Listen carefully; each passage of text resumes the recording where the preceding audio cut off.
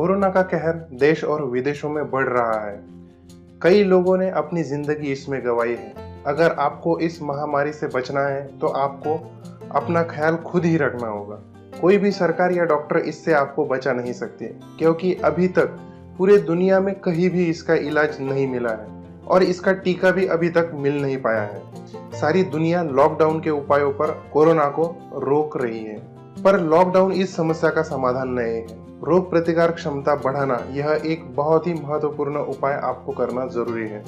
बारिश का सीजन शुरू होने से पहले आपको रोग प्रतिरोधक क्षमता बढ़ाने के लिए समय है, हमें इसे गंवाना नहीं है। इसके लिए आयुर्वेद के कुछ घरेलू उपाय करना बेहद आवश्यक है। अगर आप ये उपाय करते हैं तो आपको शरीर में रोग प्रतिरोधक क्षमता जरूर बढ़ेगी। यह सभी उपाय कोरोना के संक्रमण के विरुद्ध बताए गए प्रिवेंटिव उपाय हैं। वीडियो आखिर तक जरूर देखिए। नमस्ते दोस्तों, मैं हूं डॉक्टर तुषार पाटिल। योग आयुर्वेद health.com यूट्यूब चैनल पर आप सभी का हार्दिक स्वागत है।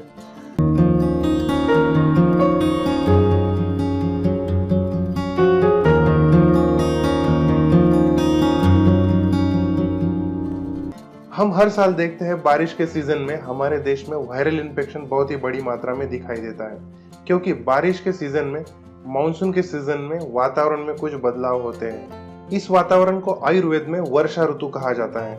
इस वर्षा ऋतु में वात दोष अधिक मात्रा में बढ़ता है, जिसके कारण शरीर में सारे दोष और धातुओं में असंतुलन होता है। इसी के साथ शरीर का अग्नि यानी पाचन शक्ति भी कम होती है। इसे आयुर्वेद में अग्निमंद होना कहते हैं। यानी अग्निमंद होने से शरीर के रक्त जैसे धातु, रक्त है, मांस है, मेद है, अस्थि, मज्जा, शुक्र, ये सब धातु जो है वो धातु ठीक से नहीं बनते और शरीर की ताकत कम होती है। यही असंतुलन संक्रामक रोगों के लिए शरीर में एक अनुकूल स्थिति बनाता है।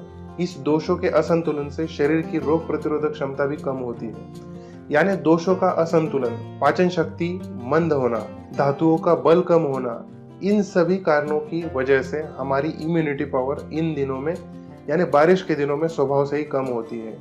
अगर आपके श्वसन संस्था यानी रेस्पिरेटरी सिस्टम के अंगों का बल कम होता है तो आपको संक्रामक घटक जैसे बैक्टीरिया और वायरस आपकी श्वसन संस्था पर आक्रमण कर सकते हैं और आपको श्वसन संस्था संबंधित विकार हो सकते हैं, जैसे टॉन्सिल की सूजन, गले में दर्द, गले में खराश, कफ का बनना, सर्दी, खांसी, जुकाम, नाक से पानी बहना, साइनोसाइटिस और न्यूमोनिया। अगर आप वातावरण के इस बदलाव को ठीक से समझते हैं तो इस बदलाव में हमें आचरण कैसा करना होगा, यह अगर आप समझ लेंगे तो आपको बीमारी होने के चांस ना के बराबर है। अगर आप वातावरण के बदलाव को जानते हुए भी उसके विपरीत आचरण करते हैं तो आपके शरीर में दोष, वात, पित्त, कफ, इनका असंतुलन होगा और बीमारी के लिए आपका शरीर तैयार रहेगा।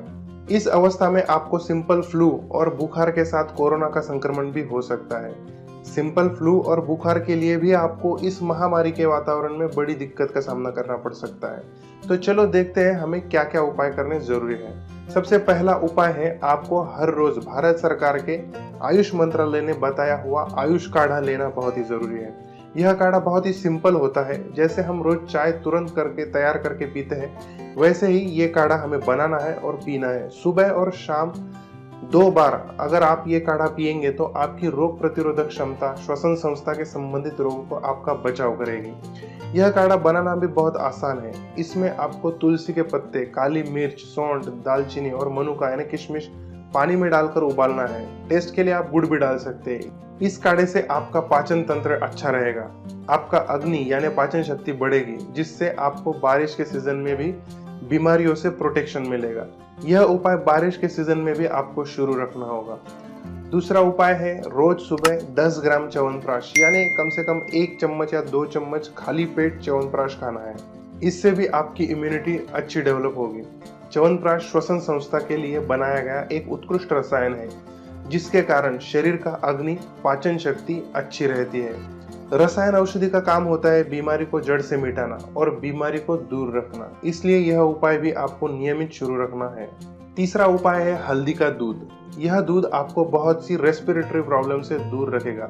गले को ताकत देने वाली बहुत ही अच्छी दवाई है हल्दी का दूध। जब भी गले में सूजन होती है, गले में दर्द होता है, गला बैठता है तो आपने हल्दी का दूध पिया होगा, इससे तुरंत आराम मिलता है। सिर्फ 1 कप दूध, 1 चम्मच हल्दी डालकर उबालकर आपको दूध पीना है। सुबह और शाम आप यह उपाय कर सकते हैं। हल्दी के एंटीबायोटिक और एंटीवायरल गुण आपको संक्रामक रोगों से बचाएंगे। चौथा उपाय है रोज कम से कम आधा घंटा योग और प्राणायाम करना है।